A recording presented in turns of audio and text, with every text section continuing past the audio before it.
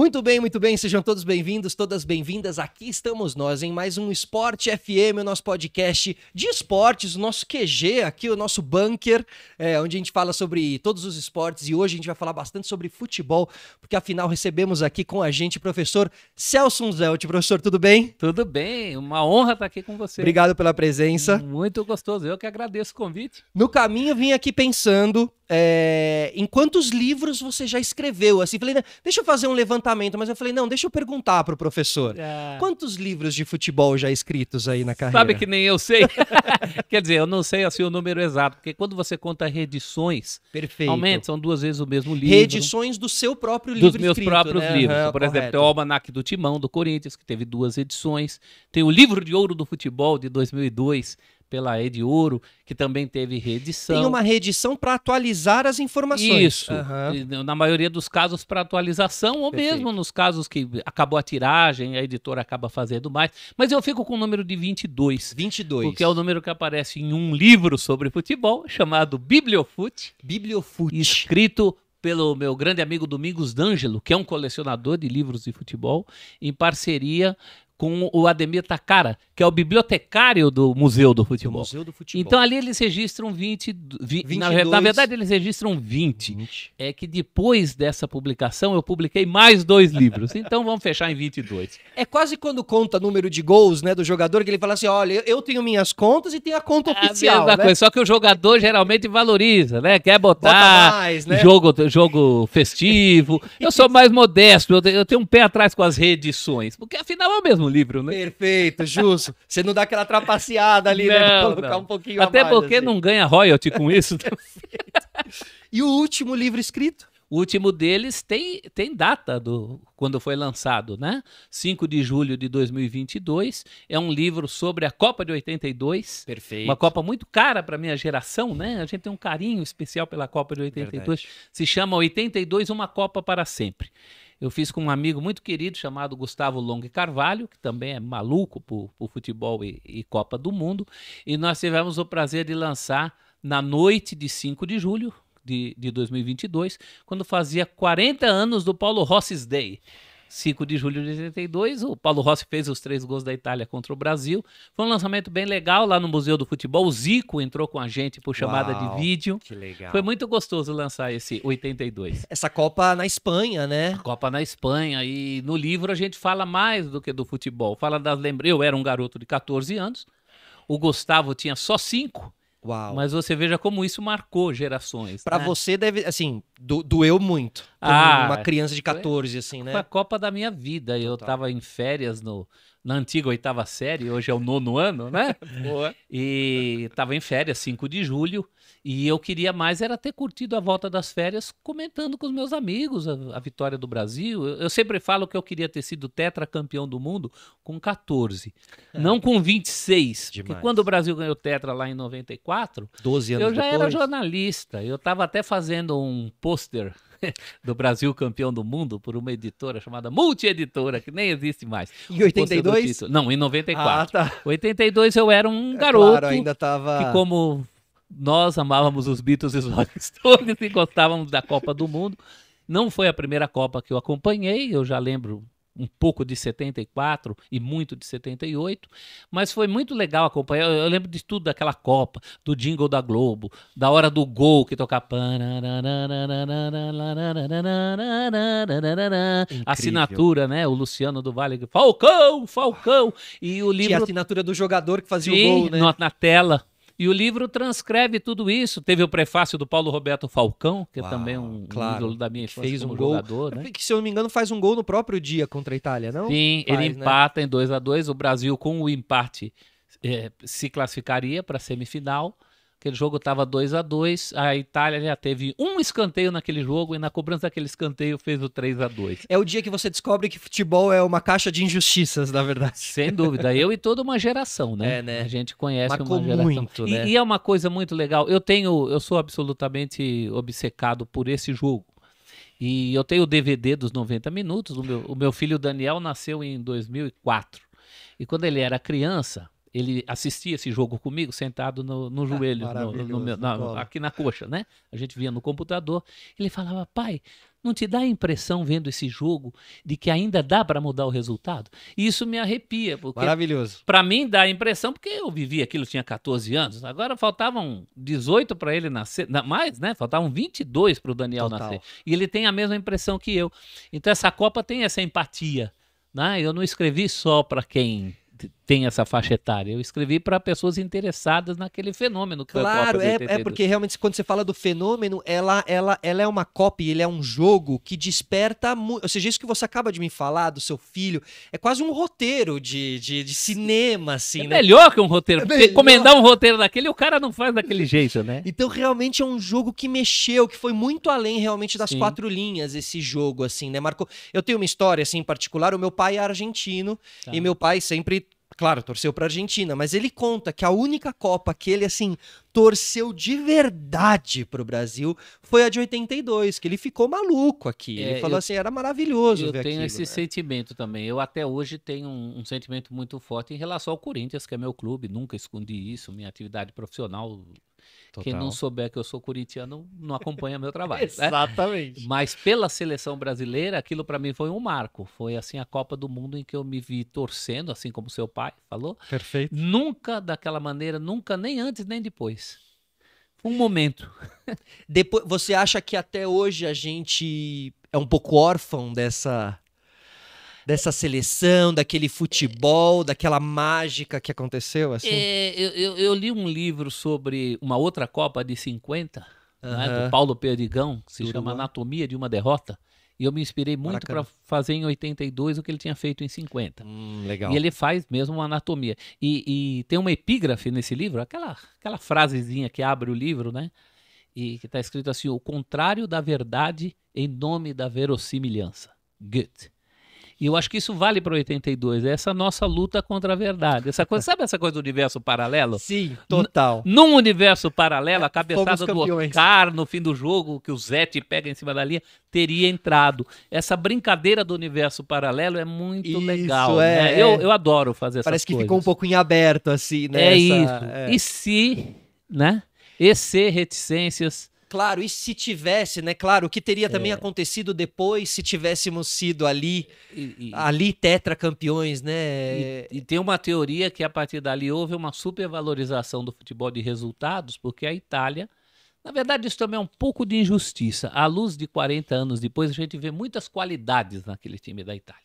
Justo. Né? Dentro da sua proposta de jogo. Perfeito. Tem 1001 maneiras de jogar futebol. Claro. Né? Aquela foi apenas uma delas. Claro, e também era maneira de se parar uma seleção como a do Brasil, assim, né? Você tinha que jogar um pouco Park the Bus, assim, num sentido, né? Um futebol. Saber quais são suas limitações, né? Exato. Isso também é uma arte.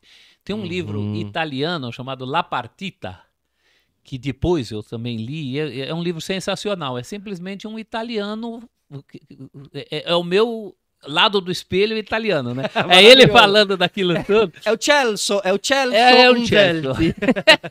Eu achei muito bacana aquele livro, porque ele retrata a visão dele. A visão deles lá, né? Aquele momento político. Que para eles deve ter sido muito, assim, épico. Surpreendentemente épico, né? Essa coisa da surpresa, do Davi contra o Golias. É meio a história de vida, né? Aquele negócio que os mais eruditos aí, acadêmicos, têm as teorias do Campbell, jornada do herói. Nada mais é do que a mesma história de Jesus Cristo a Harry Potter. É o mesmo padre, né? O herói sofre, redenção. A estrutura do roteiro é a mesma, né? É a mesma. Então é muito legal você perceber isso naquela ocasião, naquela situação. E eu tinha 14 anos, né? A gente tem muita saudade da gente na época em que as coisas acontecem. A vida dos 14 anos, né? Tudo mais brilhante. Tudo maravilhoso, né? Sempre vai ser. E assim, a gente fala muito de literatura de futebol. Outro dia eu conversei aqui com o Chico Sá também. A gente falou de Eduardo Galeano, né? Que é gênio. Um cara que escreveu bastante sobre futebol, Sim. assim, né? Eu acho que um dos melhores livros da minha vida, sendo de futebol ou não, é o livro Futebol ao Sol e à Sombra, de Eduardo Galeano. Ele conta a história do mundo pela bola, a história das Copas, faz até umas piadas assim, ele fala assim, Copa do Mundo do Chile em 62, fontes americanas garantem que Fidel Castro irá cair em Cuba. Copa do Mundo de 66 na Inglaterra, Fontes americanas garantem que Fidel Castro vai cair em Cuba. Então ele é muito ideológico também. Totalmente. E moderno, assim, contemporâneo, muito, né? Muito legal. Tem uma história desse livro que eu nunca esqueço. É a história do Sanfilippo, que era um jogador argentino, grande artilheiro do São Lourenço. Jogou aqui no Brasil, também no Bahia. E aí, na crônica do Galeano, é uma carta de um amigo contando ao Galeano que este amigo e o Sanfilippo estavam num supermercado, Carrefour, que é onde antigamente era o campo do São Lourenço. De Boedo, né? De Boedo. Do bairro de Boedo. E o Sanfilippo está na fila do caixa e começa a conversar com um amigo. E dá detalhes de um gol decisivo que ele marcou, muito possivelmente contra o Boca, numa final de campeonato argentino. Ele começa a dar referências do supermercado. Então o Sanfilippo fala, não, porque fulano cruzou ali onde estão as latas de extrato de tomate. E eu subi entre o caixa 5 e o caixa 6. E as massas. E joguei a bola de cabeça ali onde está aquele display de tal produto. E no fim da crônica, o supermercado inteiro aplaude. Uau. Porque as pessoas estavam ouvindo o relato do Sanfilippo. Maravilhoso. Então a sensibilidade com que o Eduardo Galeano coloca isso pra gente é muito bacana. A palavra sensibilidade é perfeita. Quem conhece essa história do Carrefour, de Boedo, da luta do São Lourenço para reconquistar aquele lugar, né? São Filipe tem até um vinho, São Filipe, na Argentina, que, se não me engano, é em homenagem a ele. É também. O grande São Filipe. Jogou no Bahia no fim. Não sabia que ele tinha jogado no Bahia. Fim da carreira. Participou de jogos pelo Bahia. Agora, Celso, literatura a gente tem bastante. Agora, e cinematografia, assim, filmes de futebol? Como você enxerga a cinematografia do futebol, assim? Primeiro, é muito difícil registrar futebol, porque fica fake, né? Justo, total. Eu acho que o filme mais legal, mais próximo até hoje de reproduzir o futebol é O Milagre de Berna, que é um filme sobre a final da Copa de 54. Olha. Um menino alemão que tinha problemas com o pai alcoólatra e cujo sonho do menino era ver a final entre Suíça e Alemanha, e que é uma final muito significativa para o povo alemão, que vinha da guerra, derrotado na guerra. A Alemanha em 50 nem disputar podia, porque estava afastada pela FIFA, e em 54 ela volta e ganha a Copa. Né? A Copa do Mundo.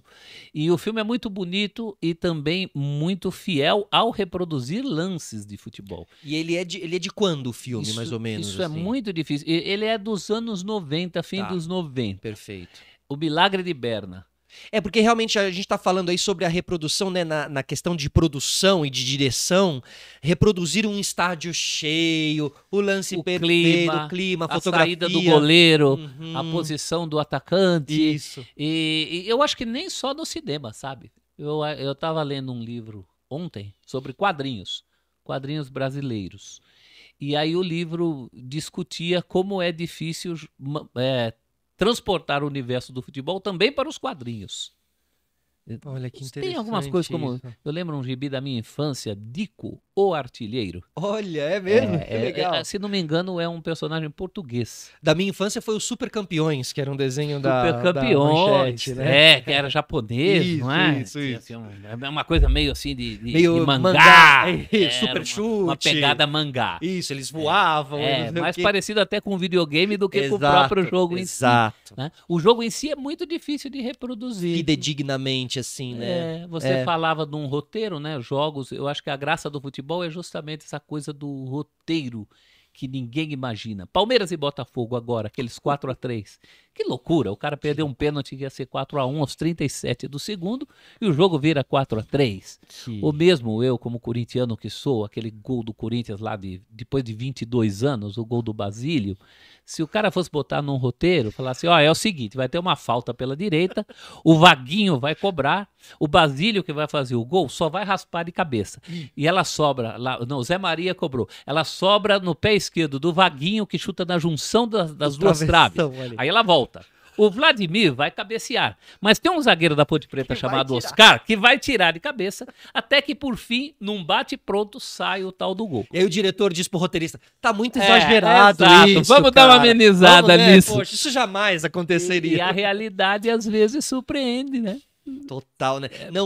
Não precisa ver um filme de futebol, simplesmente assista ao futebol, né? Exato. Quase isso. O futebol assim, é né? filme, é teatro, é linguagem. É verdade, Né? é verdade. Você falou de literatura e uma das nossas lutas, eu também como professor universitário que sou, uma das nossas lutas é provar que dá para falar de futebol usando ele como meio, não como um fim.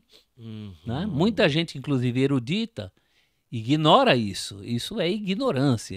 Você pode ter 200 mil diplomas universitários e ignorar coisas. Perfeito. Né? Totalmente. Então você ignorar a força do futebol como linguagem. O futebol é a grande linguagem do século XXI, eu não tenho dúvida nenhuma Total, disso. uma linguagem de conexão também, né? Muitas vezes você consegue conectar muito do público usando o futebol, assim, né? Às vezes como um pano de fundo, porque é muito amado por muitos, assim, né?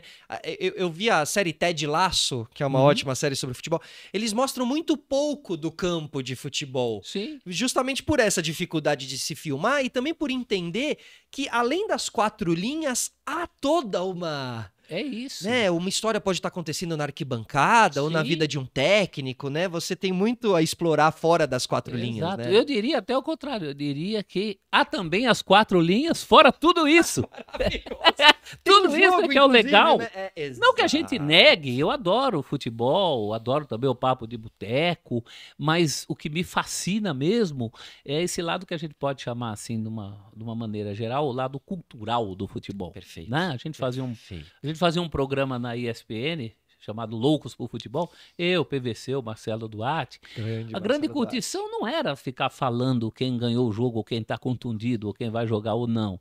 Era o lado cultural do futebol, né? Essas a coisas história, que a gente tá né? falando. De um uniforme, às vezes de um escudo. O detalhe, as conotações políticas, Total, sociais, total. raciais, questões de igualdade que a gente discute hoje em dia, né? Então, isso vem já de muito tempo. A gente já tem uma cultura de futebol que permite essa imersão. Fato. E tem um público muito grande para isso também, um público consumidor muito grande, né? Que adora consumir tudo isso, essas histórias, assistir um campeonato italiano sabendo a história, né? Do San Siro, do Giuseppe Meazza, que cada hora... diferente, né, Felipe? Porque a informação virou commodity.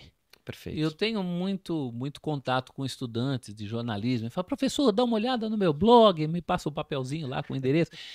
Eu até vejo, mas eu sempre falo, olha, acho que ainda vale uma coisa que valia quando eu comecei a trabalhar com isso, há mais de 30 anos já, né? Na prática, 90. Eu sempre falo, quando falo assim, dê uma dica, tem sempre aquela história, né? Dê uma dica para quem está começando. A dica que eu dou é diferenciem-se. Quando eu comecei, eu via muita gente querendo fazer reportagem na beira de campo, perguntar para o jogador qual a emoção dessa vitória. Com todo o respeito a esse trabalho, que também é importante, já tinha muita gente fazendo isso. Perfeito. Então eu procurei lá o meu nicho. Eu falei, o que falta aí? Eu gosto muito de história, sou um historiador frustrado, sou um pesquisador, não sou historiador. Estatísticas. Perfeito. Então eu entrei por esse nicho. Outros podem descobrir seu nicho aí em táticas, ou análise de arbitragem, ou de repente outros esportes. Total. Ou ser um especialista em mundo russo, mundo árabe, o futebol mais alternativo, árabe. né? Então acho que tem caminhos Com aí, certeza. né? Futebol latino, né? Futebol latino-americano. Coisas muito legal específicas. Eu adoro essa coisa. E hoje em dia, você sabe, com os meios digitais, tá mais fácil saber onde essas pessoas estão. Você consegue alcançar hoje em dia, coisa que nos anos 90 e era mensurar, bem difícil, né? E mensurar, mas isso é para quantas pessoas que estão onde, querem o quê. E até projetar, né? Conseguir entender qual é o caminho. Quando você fala do seu começo, a gente tá falando de revista Placar? Tá falando de revista Placar, da prática. Eu já era revisor de textos da editora Abril, mas na Placar foi como eu comecei como repórter, depois como editor. Lá na Marginal. Na verdade, as redações das revistas, a Veja sempre foi da Marginal. A nossa, quando eu comecei, era na Geraldo Flauzino Gomes, uma travessa ali da engenheiro Luiz Carlos Berrini. Olha. Caminho como quem vai para a Globo hoje, ali no Brooklyn. E aí, quem era essa turma que estava por ali nessa época que você começava na Placar, assim? Quem era esse crew, esse time? Juca Kfouri? Bom, antes de tudo, o Juca que era o diretor. Perfeito. Né? Diretor de redação. O Juca era o dono da bagaça. Era o diretor de redação e além do que, a cara da Placar durante...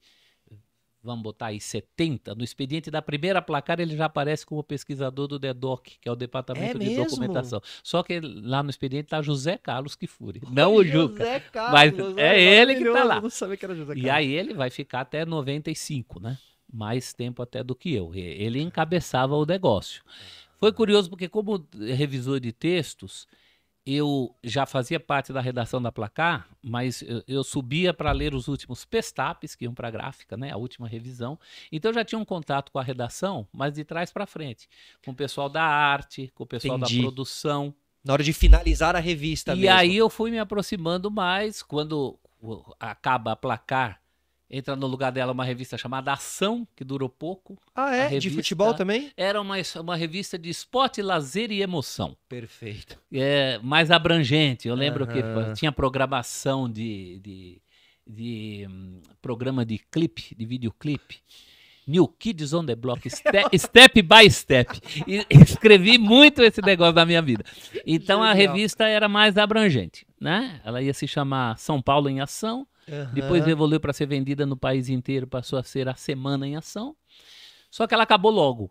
E no lugar dela voltou uma Placar mensal e temática. Eu lembro muito. Foi a renovação da Placar. Antes do Futebol, Sexo e Rock and Roll. Que é a que você está se referindo. É isso, que veio o Edmundo com todo animal precisa de carinho. Aí é uma retomada do título Placar. Mas essa Placar temática que eu fiz era uma redação enxutíssima. Em termos de texto, éramos eu e o Paulo Vinícius Coelho, o PVC. Eu era o estagiário de 1990, ele era o estagiário de 1991. Você tá brincando. E só os dois caras sem namorada, mergulhados com uma revista futebol. Temática. Porque a revista era muito barata, né? Na feitura. Então tava rolando aí São Paulo do Tele contra o Palmeiras da Parmalat e a gente tava fazendo revistas especiais, tipo grandes clássicos em dia de chuva. É claro que é um exagero, não chegamos a fazer dia de chuva, mas fizemos grandes finais, decisões que lavaram a alma, os grandes ídolos de cada clube. Era uma coisa meio enciclopédica, claro. Sabe? De colecionador, assim. Por isso muito... que tanta gente coleciona Placar, pois né? E muito barato, né, para fazer. Tinha ali a coleção na parede, as fotos de arquivo, 2 malucos sem namorada na época. Depois casei, lá. PVC foi meu padrinho de casamento. Era incrível, você pegava assim... Era semanal? Não, era mensal. Mensal. O que também nos dava um certo tempo para amadurecer as coisas. Total. Então era esse momento aí da Placar que eu Mas foi toda uma época, né, Celso? Assim, vocês devem ter vivido grandes momentos ali... Né, dali também saíram jornalistas que a gente acompanha na TV há muitos anos, assim, Muita gente. Mauro César, por exemplo. O Mauro César era o correspondente no Rio. Eu conheci o Mauro César por telefone. Olha, então ele também inicia na Placar sempre também. Sempre competentíssimo. Na verdade, já tinha começado ali no Rio. Perfeito. Acho que no dia e tal, mas ele fazia freelancers pra gente. E aí, quando eu saio da Placar, ele é um dos editores, ele vem do Rio... Para morar em São Paulo. Morar em São Paulo a partir da minha saída. A gente não se encontrou ali na Placar, mas sempre fomos amigos. André Rizek passou pela Placar também? André Rizek depois de mim. André Rizek já é uma fase, ele faz inclusive o jornal Placar, naqueles títulos do São Paulo, de tricampeão de 6-8, tinha um jornalzinho Placar, o Rizek. E, além do que, tinha feito grandes matérias para Placar e também para Veja, né? Onde ele também é o responsável por aquela matéria da máfia do apito, Edilson Pereira de Carvalho, campeonato de 2005, anula jogo. Essa matéria foi muito impactante, né? Sim, muito impactante. Porque, assim, acabou com a carreira do Edilson, basicamente, ele parou ali, né? Pois é, e o Rizek já vinha oferecer dessa matéria na Veja há um tempo. É que a Veja não é propriamente um veículo esportivo. Eu, como professor, tenho orientado muitos trabalhos sobre jornalismo investigativo no esporte. E a gente chegou à conclusão de que não faltam jornalistas que investiguem. Gabriela Moreira, sim, o próprio André Rizek tem esse trabalho, mas a gente chegou à conclusão de que matérias investigativas do esporte saem em veículos que não são do esporte. Gabriela Moreira estava no Fantástico fazendo matéria sobre esporte até outro dia. Que loucura, né? Teve o caso da máfia do apito, saiu na Veja. Teve também o caso agora dos jogadores também, né? Então, do Bauerman. Do Bauerman. Então você tem, no esporte propriamente, os veículos esportivos, eles estão voltados mais para uma parte de entretenimento. Que eu acho que tem que existir também. Eu não sou um radical contra o entretenimento. Mas poderia existir um programa mais investigativo do esporte? Eu sim? acho que deveria. Deveria, né? existir. Uhum. Né? Assim como eu defendo a continuidade de todos os programas. Todos, não é porque é diversão, jornalismo virou isso. Eu não compartilho dessa ideia. Mas eu acho que tem que ter um pouco de tudo. Claro, numa programação de 20 horas, 24 horas, Exato. cabe tudo, né? Em vários canais, em vários meios. A gente agora não tem mais os meios impressos, né? Praticamente os meios impressos não têm a força que tiveram. Mas você tem vários canais para escoar todo tipo de produção. Só me incomoda quando a questão do entretenimento abafa a informação. Perfeito. Quando você deixa de dar informação para entreter. Porque você pode dar informação com o entretenimento, né? Você deve. Esse é o ideal. Isso lembra quando eu era criança, minha mãe, quando eu tinha febre, ela vinha com 2 colheres assim, uma de Novalgina e uma de açúcar. Ela uma era diversão. Assim, engole a Novalgina que eu te dou o açúcar. Era algo temerário, né? Nos anos 70, crianças comiam colheres de açúcar, né? Imagina. Não à toa eu tratei canal com 7 anos de idade. Nossa. Mas é uma alegoria do meio e do fim, né? Você pode passar informação de uma forma gostosa. Me remete muito à MTV. A MTV a gente criava muitos programas. Música, a gente precisa falar de música, precisa ensinar a molecada sobre Bob Dylan, né? Beatles. Tá, como transformar isso num entretenimento? Não, vamos fazer aqui uma sketch, alguém é o Paul, outro é o John, e aí a pessoa tá se divertindo, ela também tá aprendendo. Então, realmente, essa junção é importantíssima. E você veja como a MTV foi importante para toda uma geração, né? Uhum. Toda uma geração que podia simplesmente ter sido órfã disso tudo. Sim, fato. Isso é fato. Mas me conecta muito também a Placar e esse movimento do futebol todo, que também marcou muito uma geração, assim. Fui muito moldado a Placar, lendo a Placar, e depois aí nessa nova fase de Placar você tava lá também, nessa hora do sexo. Nessa aí, na verdade, porque eu tinha saído da Placar e ido para a revista 4 Rodas. Olha! Eu fiz umas outras coisas na vida, catálogo de Tupperware, fiz até revista da Associação Brasileira de Leucemia, que é um tema pesado. Se você faz uma revista dessa, você faz qualquer revista. Fato, né? Fato. Um mergulho desse, E nesse momento eu estava na 4 Rodas, me convidaram para Placar Sexo e Rock and Roll, mas era uma época também que eu era mais radical do que hoje. Eu achava, e acho até hoje, que o futebol, a gente está tendo essa conversa aqui, percebendo isso, o futebol tem peso suficiente para se sustentar. Ele não precisa de muletas, como no caso eu enxergava como uma muleta o sexo e o rock and roll. Justo, né? Ótimo. Eu acho que isso teve uma importância para a marca Placar. Na época. Revitalizou, pegou gerações que não pegaria. Sim. Se não fosse isso, era só 50, 60, que nem eu que estou no meio do caminho com 55, né? Não teria chegado a você, por exemplo. Então isso foi importante. Foi importante a revitalização. Você sabe, uma revista vivia também de publicidade, coisa que Placar nunca teve. A partir do sexo rock and roll teve Pacalolo, que era uma vaca da época, total, você vai saber. Teve Coca-Cola. Teve marca de camisinha, de preservativo. Claro, porque eu lembro que tinha uma sessão com as meninas e as fotos mais sexys e tal, misturava. Que hoje em dia já seria um problema, já ficou né? datado isso aí, total, né? claro. Já é uma apelação. Justo. Então teve esse lado bom. A minha tese de mestrado, eu comecei a ser professor na prática, né? O que eles chamam de notório saber. Fui fazer mestrado só em 2015, concluí meu mestrado. O meu mestrado é sobre revistas de futebol. História das revistas de futebol, com ênfase na Placar. E no caso específico da Placar, eu falo que é uma vida de muitas vidas, né? Placar tentou ser todos os esportes, sexo e rock and roll, Placar mais, Placar temática, Placar semanal. Então eu conto essa história.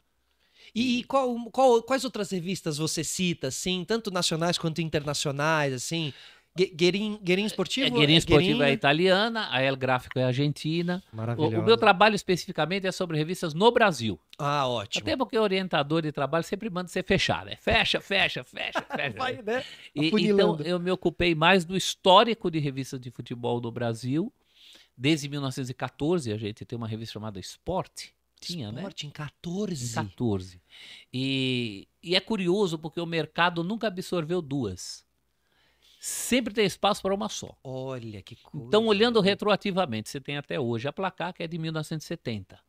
70 é o ano que acaba a antecessora da Placar, que é uma revista chamada Revista do Esporte, que era uma revista do Rio, era de uma editora que, na verdade, fazia a revista do rádio, na época em que a televisão não tinha esse Revista peso. do rádio. Revista do rádio. Ela falava da vida dos artistas do Maravilhoso, rádio. claro. E aí o Anselmo Domingues, que era o diretor dessa revista, ele falou assim, por que eu não faço isso também com o esporte, com os ídolos do esporte?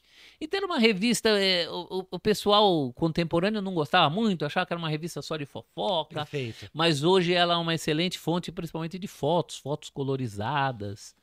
Então, retroativamente, você Foi tem um essa- registro, foi importante como registro, né? Então, antes dela, você tem Manchete Esportiva, Oh, que era do Grupo Manchete? que era da Manchete, Uhum. era o braço esportivo da Manchete. Aí você vai retroagindo, tinha uma revista chamada Esporte Ilustrado, que circulou de 38 a 52. Olha, que louco, porque tem a Sports Illustrated, né? Exato, mas é independente. Olha. É uma ideia, sabe essa coisa de... Dois pensaram a mesma coisa em Exatamente, lugares né? diferentes, né? Antes disso, aliás, contemporânea, você tem o Globo Esportivo, que era do jornal O Globo, né?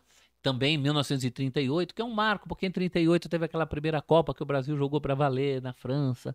Então isso, o futebol e o esporte, ele é muito ligado aos momentos de sucesso e fracasso da Copa, da seleção Verdade. brasileira. Você pega a história dessas revistas, elas nascem na euforia e morrem na depressão, né? E aí vou atrás, Total. teve Cigarra Esportiva de 1917. Eu tenho as coleções de todas essas revistas. Sério em casa. mesmo? Tenho. Sério Cadernada, tenho. E isso facilitou Uau. muito a minha pesquisa, né? Porque tenho tudo isso em casa. Vou lá e pego e faço a pesquisa 5 horas da manhã do sábado. Quando eu fiz o Almanaque do Timão, por exemplo, que são todos os jogos da história do Corinthians, todas as biografias, eu tive mais trabalho, porque eu tinha que ir a arquivos públicos, aproveitar feriados, a boa vontade do ficar amigo lá do Total. funcionário público para ele te trazer Ele te- 3 tomos de uma vez, senão acaba o meu feriado, ele vai lá para dentro, não volta nunca mais, volta com um tomo só. Agora, como se começa o processo de um livro desse? Ou seja, é lá para... Vou começar no 1910. Não, eu isso? fiz o contrário. Eu fiz o contrário. Você sabe que eu sou um contemporâneo da chegada dos computadores, né? Computador para mim, quando eu comecei a trabalhar na Abril, era máquina de escrever. Uhum. Então, Olha, você pegou computador- redações de máquina de escrever. Sim, até porque os computadores não chegaram de uma vez para todas as redações. Claro. Chegou primeiro para Veja. Total. A Placar era lá na ponta. Fato, imagina. Então, isso foi em 93 que chegou o computador na Placar. E eu sempre tinha essa ideia de que quando eu tivesse computador, eu ia registrar todos os jogos da história do Corinthians. E biografias de todo mundo, jogadores e técnicos. Eu faço isso até hoje, eu mantenho um aplicativo no ar chamado Almanaque do Timão, que tem atualização online. Incrível. Ele tá para sair do ar, porque a gente não vai conseguir segurar, mas a ideia era essa. Então eu falei, o dia que tiver um computador, começa a fazer isso. Perfeito. No primeiro jogo de 1995, Corinthians perde do 15 em Piracicaba. Eu nunca lembro se foi 2-0 ou 2-1. Quando eu falo uma coisa, alguém me corrige. Então fica os dois resultados. Esse jogo, enquanto o jogo corria, eu Tava registrava anotando tudo. esse jogo. E deste jogo pra cá, todos os jogos que acontecem, eu faço isso. É mesmo, Celso. Então eu comecei, você falou assim, vou começar em 1910? Não, comecei na atualidade. Perfeito. E, E aí, aí- depois você começou Aí a... eu tinha, por exemplo, 95. E de 95 pra trás, eu falei, bom, de 95 a 70 eu tenho aqui a coleção da Placar. Aí você E vai aí já fui vendo... varrendo para 70. Contei com a ajuda fundamental do meu irmão, Paulo Roberto, que também é jornalista, estava na época desempregado, eu pagava para ele R$1 por ficha técnica. Maravilhoso. Não era pouco não, o real era o mesmo, estava ali com o Na dólar. conversão, na conversão hoje em dia? E aí nós fomos construindo, eu também fiz o Almanaque do Palmeiras com o meu amigo Mário Sérgio Venditti, em 2004, quando o Palmeiras faz 90 anos, né? Incrível. Foi o embrião de um trabalho hoje muito mais desenvolvido pelo competente pessoal da história do Palmeiras, comandado ali o meu amigo Fernando Galupo. Tem um pessoal muito competente hoje no Palmeiras. Que Então, faz todo esse levantamento. eu considero que aquele meu livro foi um embrião, uma perfeito, contribuição perfeito. naquele momento específico. Mas você tem como intenção realmente que esse seu trabalho seja um registro para ser usado para futuros, né? Ou seja, eu quero pesquisar sobre, ou seja, é uma questão de registro mesmo. Você Eu está tenho deixando essa preocupação. registrada a história Na verdade, isso me incomodava como jornalista, né? Porque de não ter isso. E coisas óbvias, assim, quando eu tava naquela fase da placar que eu te falei, temática, tá, vamos pegar aí craques de todos os tempos. Aí ia fazer uma matéria sobre o Rivelino. Uhum. Aí eu falava, poxa, quantos jogos e gols o Rivelino fez pelo Corinthians? Ah, ninguém contou. Eu falava, isso é um absurdo. Fato. Isso é um absurdo. Isso é não um existe isso. absurdo.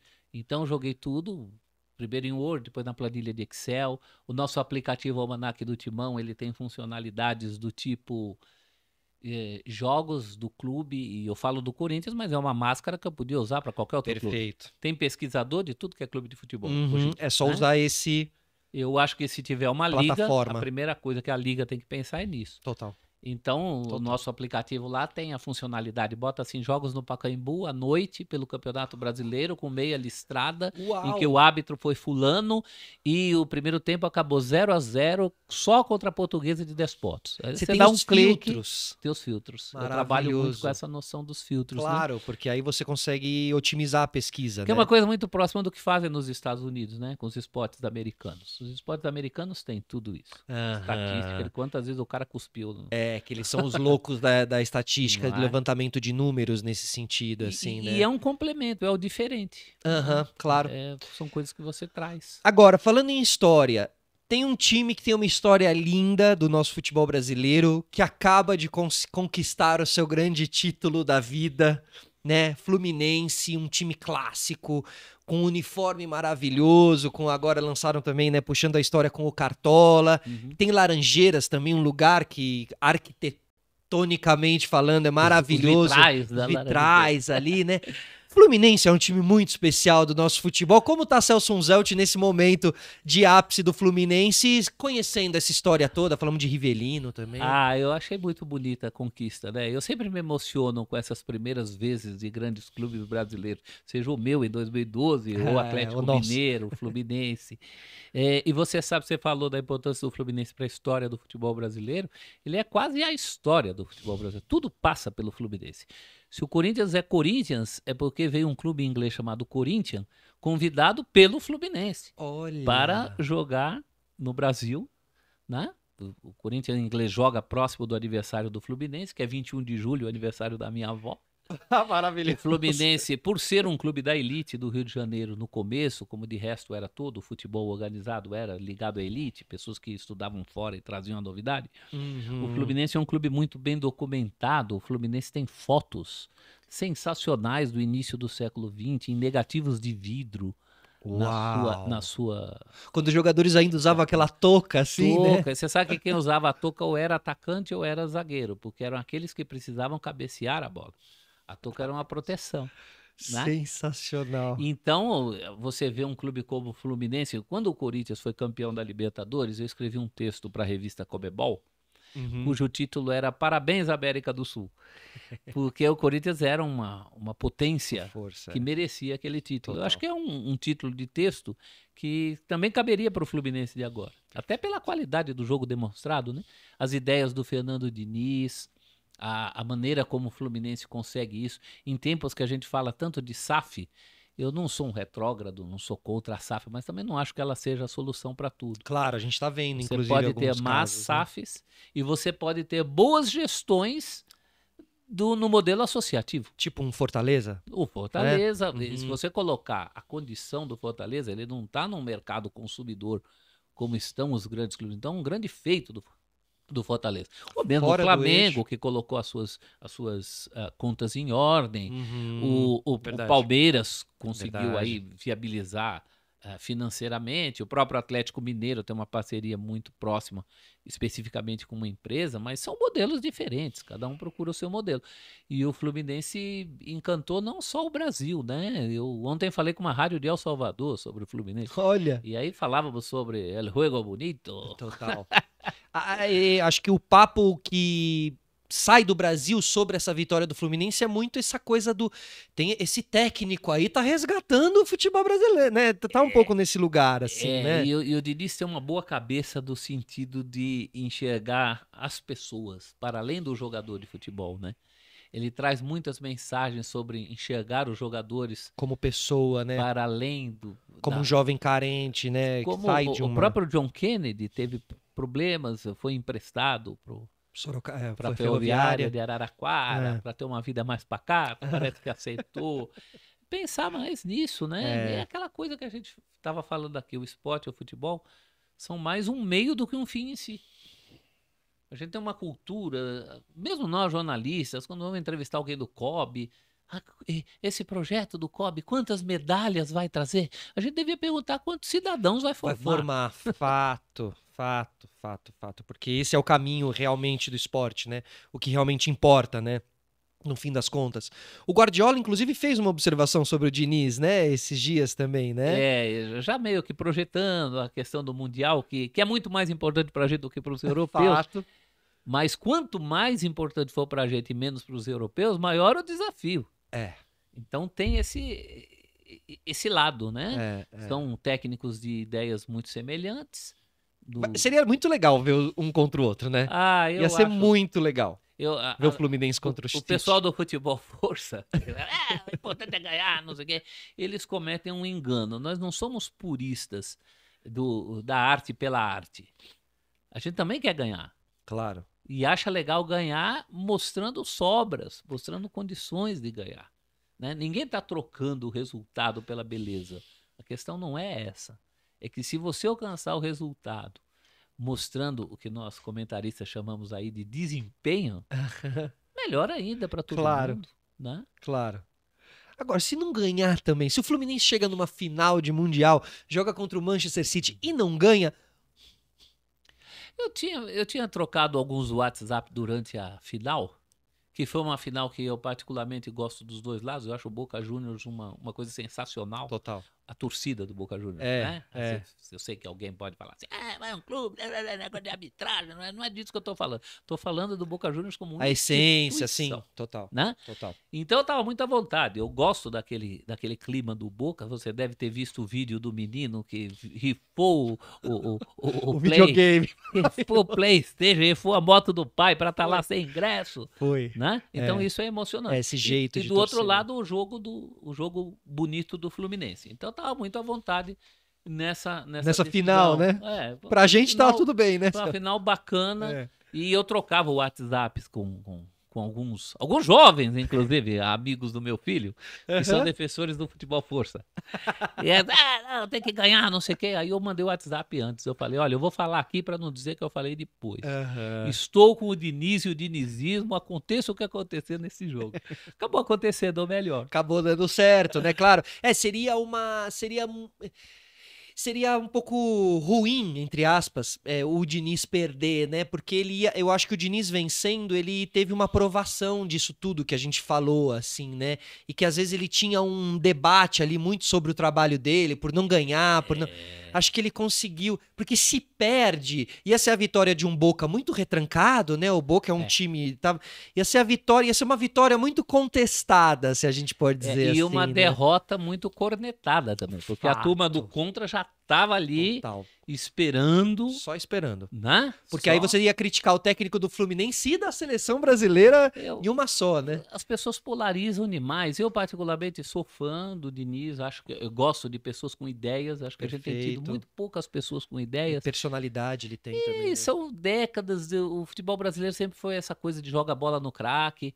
A gente sempre subestimou muito tática. A gente sempre subestimou a parte física. Fato. E isso é o futebol atual. Claro. Então, a gente precisa também trabalhar com isso. Se adaptar nisso, né? E eu não é porque eu sou a favor do dinizismo que eu não enxergo defeitos. Eu enxergo, por exemplo, a questão defensiva. não é a matéria preferida do Diniz.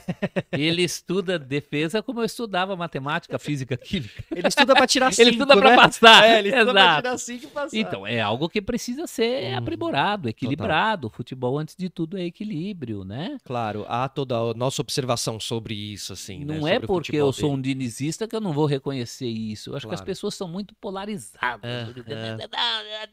Não presta. Como não presta? Quem é você? É. Chupou laranja com quem, como diria Roberto É isso. Rivelino? Não, e o não presta, você foi bonzinho, porque a turma costuma chamar a turma de outras e coisas que é assim. impublicáveis, E você fala, né? meu, não é possível que você tá... Agora, falando em polarização, talvez a pessoa que mais polarize as opiniões do futebol brasileiro no momento, nos últimos anos, seja o Neymar. É um cara que desperta uma coisa, assim.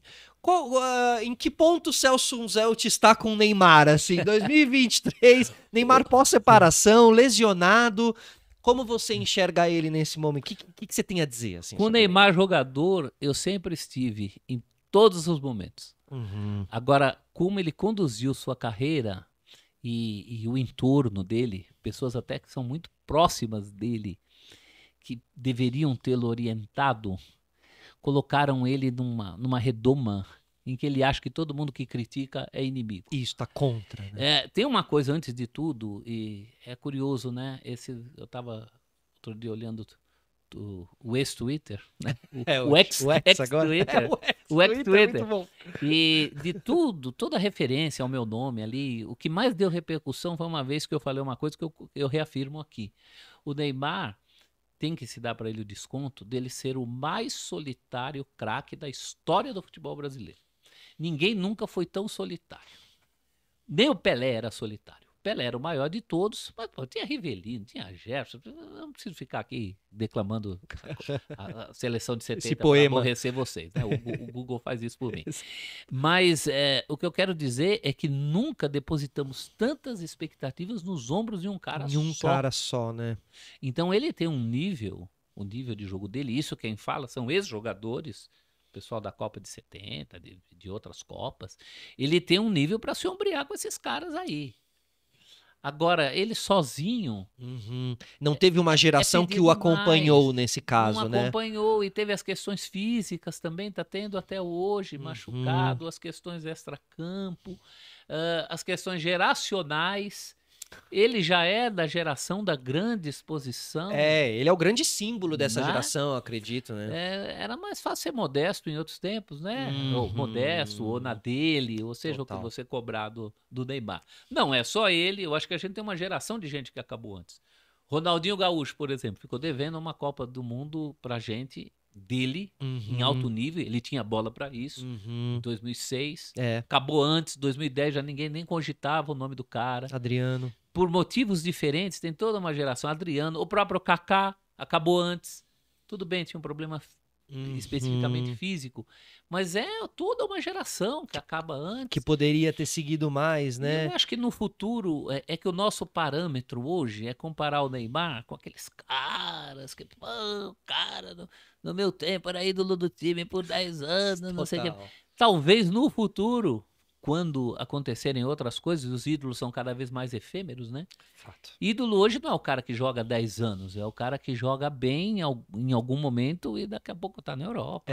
Você não vai ver o desenvolvimento daquele ídolo no seu time, né? Comparando com essas gerações, o Neymar já jogou muito mais tempo no Brasil do que vai jogar o Endrick, do que jogou o Gabriel Jesus. Com certeza. E isso também deve ser, acho que vale ser valorizado. Ele realmente ficou até conquistar uma Libertadores com o Santos e ele ficou. Foi diferente, foi dos últimos que fizeram isso. Foi, né? Então, talvez em comparação com o futuro, talvez absolva o Neymar.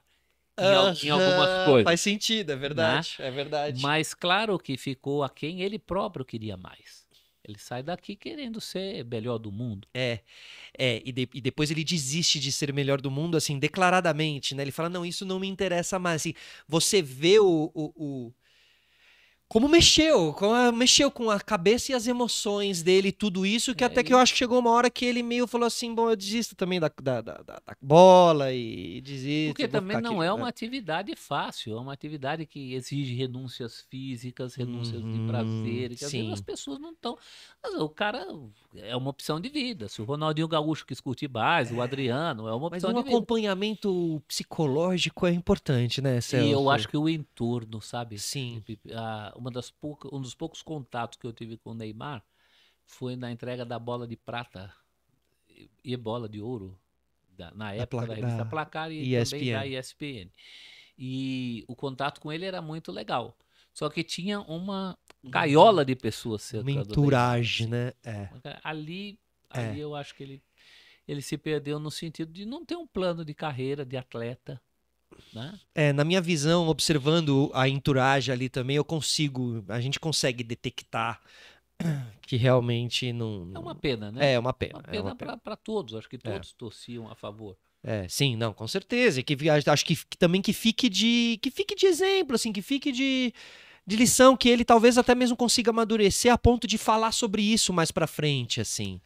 Né? Conseguir entender e de repente ele acabar dando quem sabe, um toque para que isso não siga acontecendo, né? A gente tem um Hendrick aí pintando, né?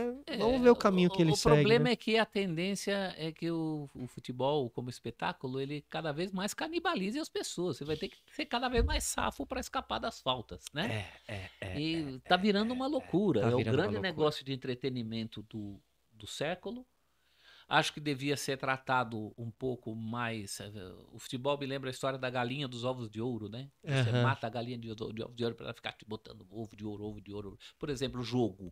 Tem muito jogo. Né? Tem Toda muito hora, jogo. todo dia. Não precisava ter tanto jogo. É verdade. Isso está afetando o rendimento de atletas. Sim. Em véspera de Copa do Mundo, os principais jogadores estão sempre machucados.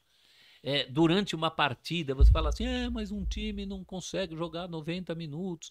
Bom, se não consegue jogar 90 minutos e a lógica do jogo é 90 minutos, alguma coisa está errada. Claro, nós temos que fazer menos jogo. Jogar de 3 em 3 dias também é um absurdo. Mas né? vai convencer quem ganha direito de transmissão Claro, a gente sabe.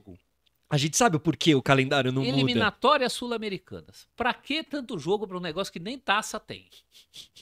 Não era mais fácil você fazer a Copa América, a Eurocopa, serem classificatórias para a Copa do Mundo? Ótimo, perfeito. Do ponto de vista técnico. Perfeito. A Itália foi campeã europeia, não jogou a Copa do Mundo. Teria se classificado. Você valorizaria essas competições? Sim.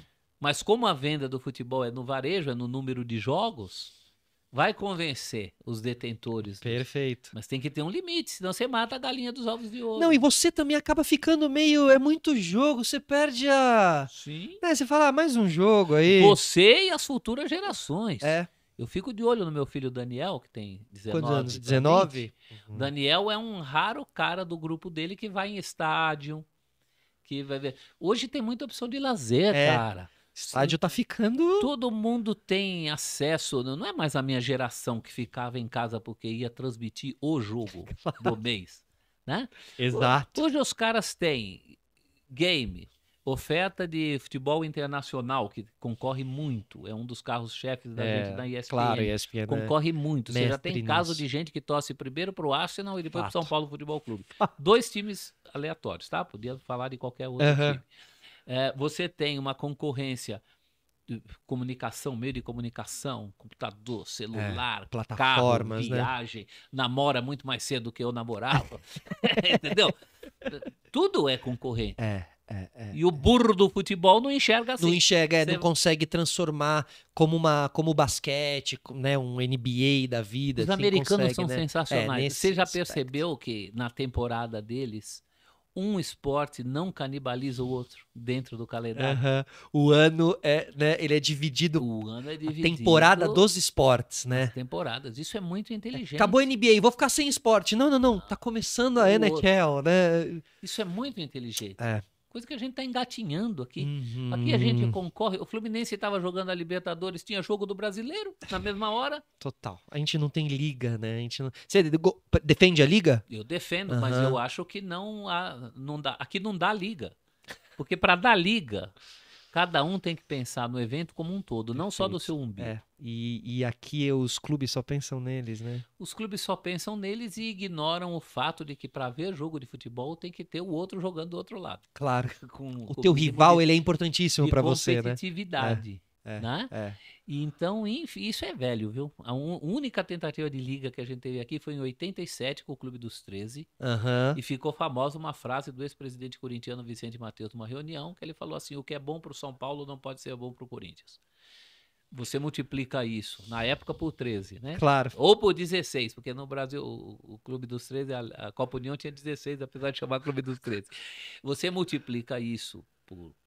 Se todos pensarem assim, não vai. Pensam, e não vai a lugar nenhum. Todos né? pensam assim. Não vai a lugar nenhum. Né? Dirigente de futebol com uma visão um pouco mais ampla é raro. É tão raro que não me ocorre nenhum. Assim. Sim, né? É verdade. É raro de ouvir. Agora, fazendo um levantamento, no seu ver, vou te colocar numa saia justa aqui. Vamos lá. Qual é, a gente até falando da liga, dos problemas de um clube com outro e tal, qual é, na sua... enxergando todos os levantamentos e essa história que você enxerga do futebol brasileiro, qual é, na sua opinião, o maior time do Brasil? Afinal, qual é o maior time do Brasil? Assim, se o Celso tivesse que dizer, olha, o maior time, aí englobando tudo. Você quer o maior time ou o maior clube? Porque o maior time era o Santos, de Gilmar Lima, Mauro Dalmo, Dorval, Mengal, Coutinho, Pelé e Pepe. Zito e Calvé, Dorval, Mengal, Coutinho, Pelé e Pepe. Esse é o maior time. Esse é o maior 11, é um dos maiores 11 de todos os tempos. Agora, a questão do clube dilui porque você quer pegar qual critério? O clube que ganhou pelo menos uma vez tudo que se disputou é a Sociedade Esportiva Palmeiras. Palmeiras disputou. Tem um título de tudo. Todos inclusive o Mundial. Mas, como diriam os outros, não tem Mundial. Palmeiras não tem Mundial. Não é? Não, ou pelo menos não tem esse Mundial. Perfeito. Palmeiras tem a Copa Rio, que é, ao contrário das brincadeiras de torcedor, né? Não é o torneio da pinga que falam. Não é. E eu acho, na minha visão particular, eu acho que o Palmeiras contribui com isso na medida em que não valorizou a Copa Rio do jeito que ela é. Perfeito. Eu tenho uma visão, e sempre dou esse exemplo, não é porque hoje a gente está numa república que eu vou chamar Dom Pedro I de presidente. Ele era um negócio chamado imperador. Mandava mais que o presidente. O poder moderador que fazia com que ele botasse o dedo em tudo que fosse do executivo, legislativo e judiciário. Que loucura. Mas era presidente? Não, não era presidente. Presidente, você está cometendo um anacronismo. Você está trazendo uma ideia de agora para vestir a roupa no Dom Pedro lá. Então, não tem nada demais. Bota ali na galeria de títulos, como podia botar, isso a CBF já oficializou também, na minha opinião, não é o jeito ideal, mas bota lá, tantas Copas Rio, tantas Taças Brasil, tantos torneios Roberto Gomes Pedro, não precisa chamar de brasileiro. Entendi. Se naquela época chamava daquele jeito, não é porque hoje em dia virou Brasileirão que aquilo foi um Brasileirão. Eu acho que esse é o grande erro. Perfeito. Inclusive na questão do Mundial. Isso desvaloriza a Copa Rio, que foi uma senhora competição. Uma competição pioneira. Mas não precisa chamar do tal de Mundial. Claro, eu entendo por que precisa. Porque o rival tem. Claro. E cobra, e pede. Então, é isso. Tem a questão da legitimidade e da legalidade. O legal e o legítimo. O Brasil é um país que, por tradição, dá muita importância ao carimbo, né? É mundial. Por exemplo, o Mundial de 2000 do Corinthians, que é uma outra polêmica. Também. Você pode discutir a legitimidade. Então você vai falar assim, mas com o Raja Casablanca, o Manchester United estava na praia. Você pode discutir tudo isso. A legalidade, você não pode discutir. Perfeito. Foi jogado, foi vencido. Falaram, vai ter um campeonato, quem ganhar é campeão mundial. Isso aconteceu. E a FIFA deu o carimbo. Assim como o caso dos brasileiros, né? Agora é legal. Eu não discuto legalidade de chamar Robertão e Taça Brasil de brasileiro. Eu não sou burro, sou jornalista. A CBF é que faz isso, não sou eu. Então, a legalidade eu não discuto. O que eu estou discutindo aqui é a legitimidade. Perfeito. Então são coisas diferentes, São. né? Talvez até meio, parece coisa de direito, né? Legítimo, legal. É que a discussão fica tão abrangente que a gente tem que entrar nesse lugar, porque senão fica As pessoas muito... cobram isso, né? Ah, o São Paulo caiu. Eu tinha até um canal no YouTube que chamava Almanac da Bola, que eu fiz vários vídeos só sobre essas polêmicas. Palmeiras tem Mundial, o São Paulo Muito caiu. bom. O Mundial de 2000 do Corinthians, vale ou não vale? O esporte e o O Flamengo. esporte, eu falei, nossa, Nossa. então, o risco é maior ainda, porque as pessoas não entendem nada, né? E você mexe com duas massas ao falar sobre isso. Você faz né? um discurso defendendo o esporte e o cara xinga, achando que você está falando contra. Ou defendendo o Flamengo. Aconteceu muito disso. Mas é divertido, é gostoso. Né? A nossa grande história. E o Cássio é o maior ídolo da história do Corinthians? O Cássio é o maior goleiro da história do Corinthians, já mostrou isso. Tem Gilmar dos Santos Neves, uma lenda, mas você vê, o Gilmar teve uma história muito dividida com o Santos, que é um rival. Não é culpa do Gilmar, mas na época dele ele não disputou os títulos que o Cássio disputou. Justo. Agora, maior ídolo da história eu acho um pouco pesado, porque é um clube que teve Roberto Rivelino. Não foi campeão? Não foi campeão. Mas até aí o Gilmar, o Fubá, o Birubiru, outros jogadores que em outra posição, em outra condição técnica foram campeões. Então não é só isso. O ídolo Rivelino, ele está em um outro lugar. O ídolo Cássio está muito no lugar das conquistas, né? Eu acho. De tudo que ele trouxe, assim, e né? tem o Sócrates também, que é um jogador de linha. Ah, mas não foi campeão brasileiro. Mas naquela época, filho, ganhar o Paulista tinha um peso. Não, e a importância do Sócrates, se você assiste o prêmio da FIFA, o único prêmio que tem um nome de jogador do Corinthians é o Sócrates. É o que eu falo.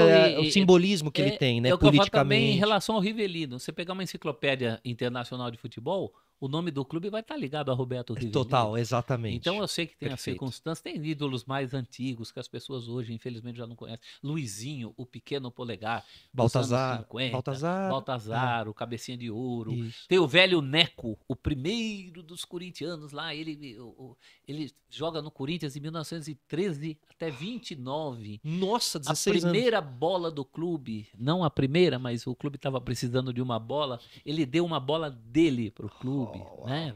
A bola era dele, ele pagava para jogar. Nossa. Então era um outro momento. Essas comparações sempre que nem 11, né? Faça o seu 11 de todos os tempos. Né? Aí as pessoas mandam para você mensagem assim: faltaram os seguintes, 2 pontos. Aí ele põe mais de 11. Filho, são 11. Eu lembro, a Placar fazia posters, lembra? Muito, Nossa, muito. aquele. A gente trabalhava muito com essa ideia, né? Que era desenhado, então eram os 11 bacana, juntos, né? Nossa. Mexia com a imaginação, Total. porque tinha um traço assim.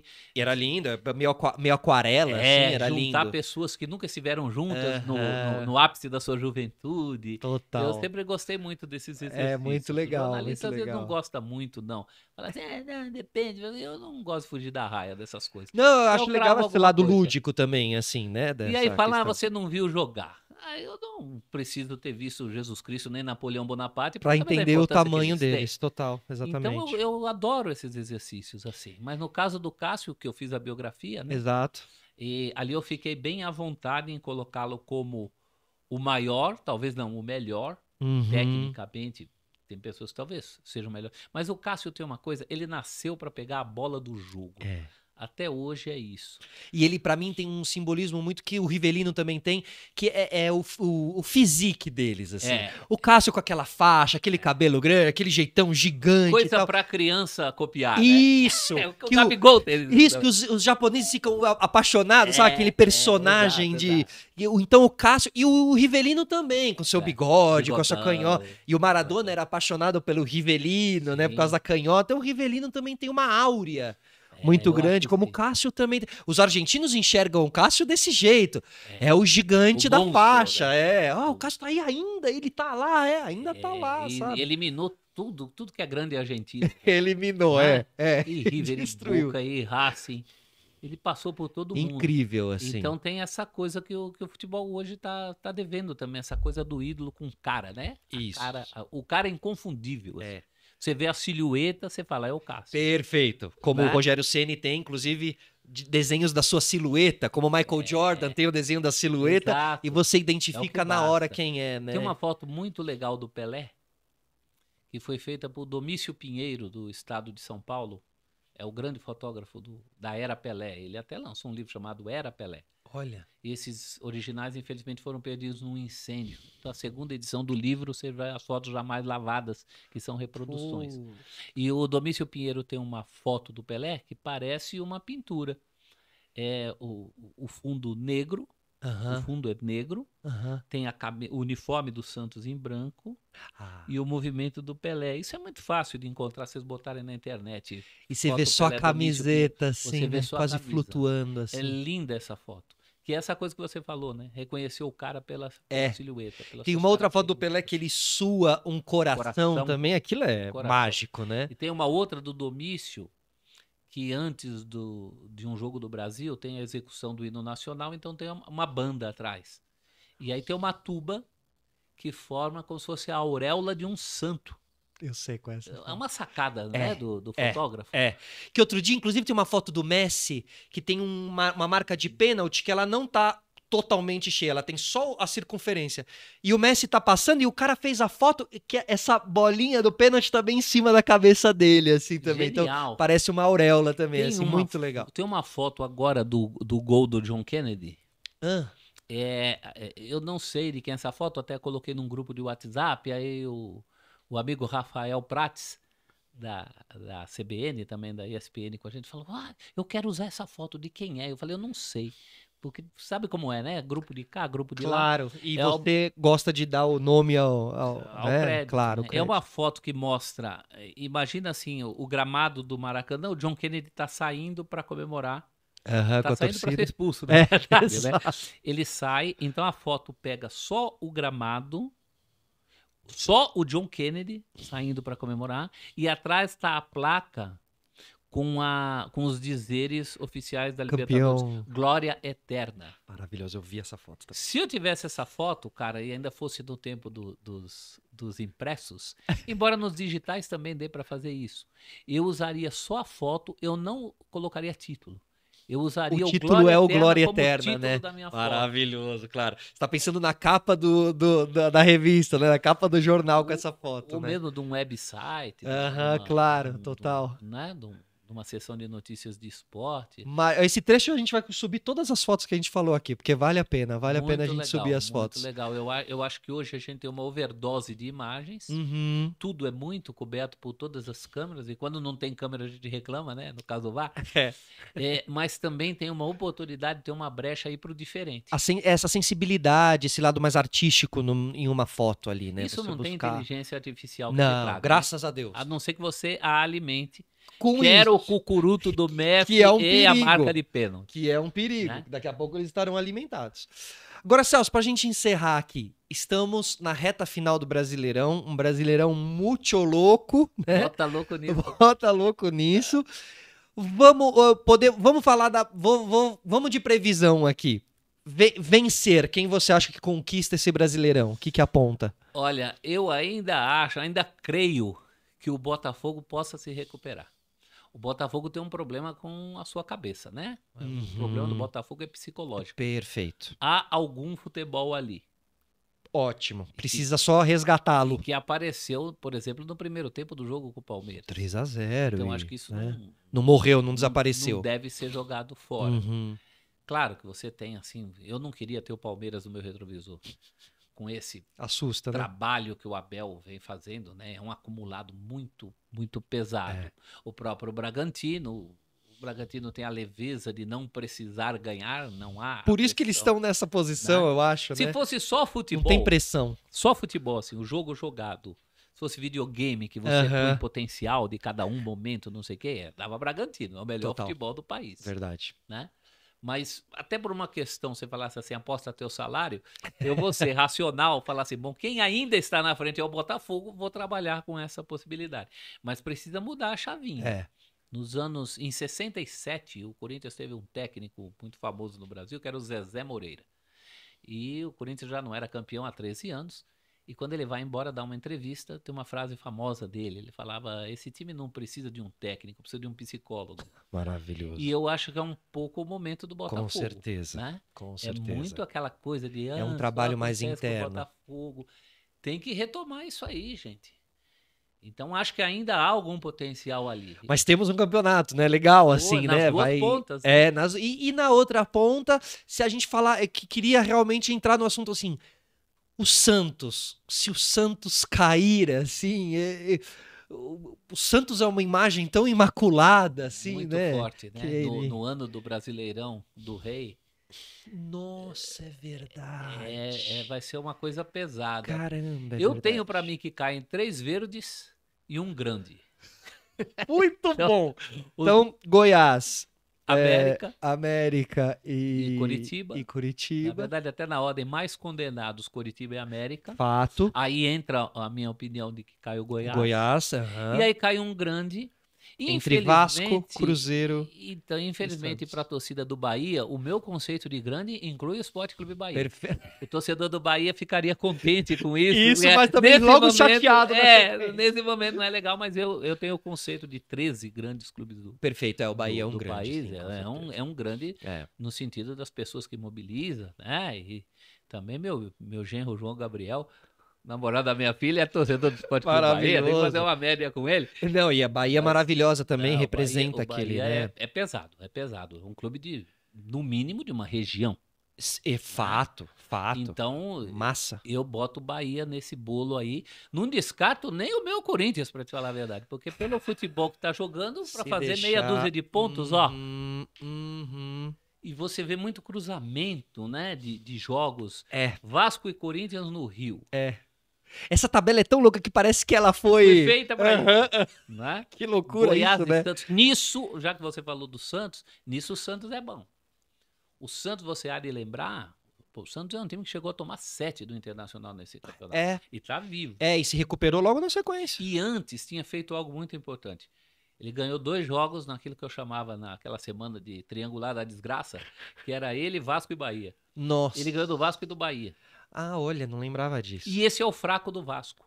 O Vasco, nos confrontos com esses times, não consegue ganhar. Acabou de não ganhar do Goiás. Então isso pode. O Vasco tem um passivo pesado, né? Mas ele joga. Os últimos jogos, ele mostra muito brilho, assim, o Vasco, assim né? Como o América, por exemplo, que também, é o último. Né? O próprio coisa, Coritiba não tem vendido barato.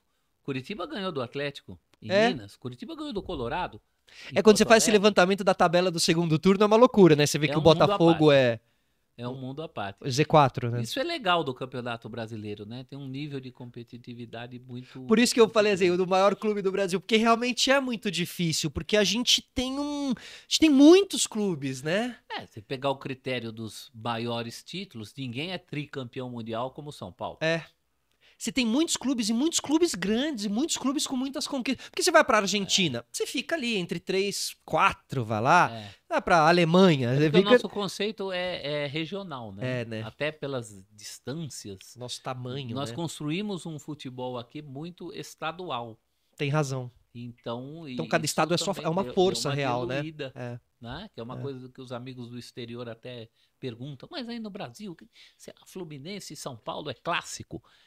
Depende, não é esse conceito de clássico da proximidade. Da rivalidade de cidade, às vezes. Do rival. Você sabe que o conceito de rival tem a ver com o rio. Tem o rio e tem as duas margens do rio. Então, rival é aquele que você enxerga ali pertinho, do outro lado. Da outra margem do rio. Por isso que é rival. Olha. Agora com as redes sociais... Então por isso que a rivalidade é muito sobre times próximos, né? Pelo menos era num mundo em que proximidade era isso. Perfeito. Hoje a proximidade é digital. Então você tem rivalidade de Colorado com corintiano, de flamenguista com palmeirense, de gremista com palmeirense, de cruzeirense com palmeirense. Também muito em função do momento, né? Claro, e às vezes de campeonatos que foram disputados entre esses dois times. É uma sequência de 3 anos onde eles brigam. Flamengo e Palmeiras, né? Que muitos anos vem brigando aí um contra o outro. São as forças do momento, né? Vão nascendo rivalidades, né? Mas é esse conceito que nem clássico, né? Clássico não é um conceito técnico, senão todo jogo hoje com o Red Bull Bragantino seria clássico. É verdade. Em qualquer coisa. O que é um clássico da música?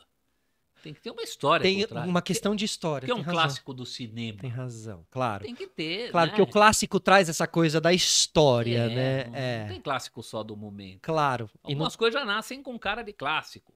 Mas não tem filme clássico em 2023. Você precisa Ainda esperar um não. pouco. É, Claro. Tem que esperar classificar, né? Para... É isso.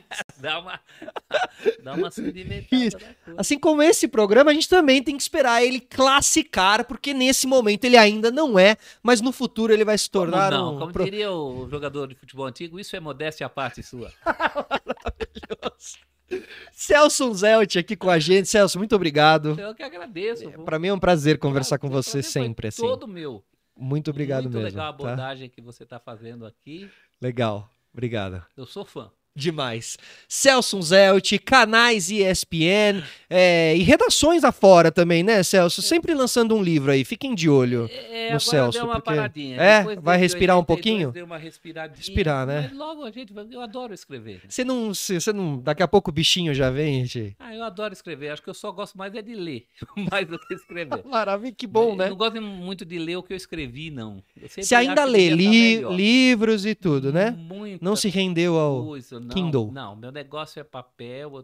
Em casa eu tenho uma edícula só para livro. Eu já vi imagens você entrando em...